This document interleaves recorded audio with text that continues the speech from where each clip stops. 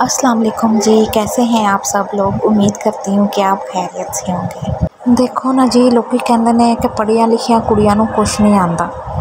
लोगों को की कहना है, साड़ियाँ तो मावां ही सानू ये कहंदियां ने कि तुसीं किसी काम जोगियां नहीं जे। असल च ना अज मैं व्लॉग बनाना भुल गई सी। फिर मेरी जी छोटी सिस्टर है ना, उन्होंने लग गई भुख, तो वह कहती कि कुछ मज़े का होना चाहिए, मैं सालन रोटी नहीं खानी। मैं क्या ओहो, अज तो व्लॉग ही नहीं बनाया, तो चल अपन नाल आलू वाले पराठे बनाने तो नाल ना व्लॉग बनाने। मैं क्या लोग काली मिर्च का पाउडर बनाने की रेसिपी दे सकते हैं, तो मैं आलूआं दे पराठे की भी रेसिपी नहीं दे सकती। लो जी, फिर लग गई असी व्लॉग बनान ते नाल पराठे बनान।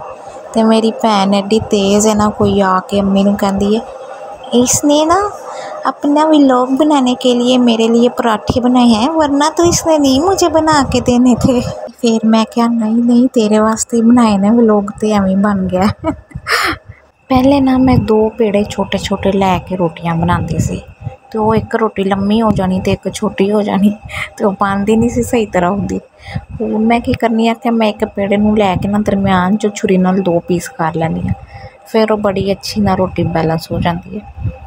पहले मैनू नहीं सी पता कि ना छोटिया छोटिया रोटियां वेल के ना तो उन्हां च मसाला रखी दा, मैं इको बारी लम्मी रख के वेल देनी। वो सारे मसाले च बस इको ही रोटी बनती होंदी सी। फिर मैं एक दिन अम्मी ने देखा तो मैनू पता चलिया कि ओहो, इस तरह पराठे बनते हैं।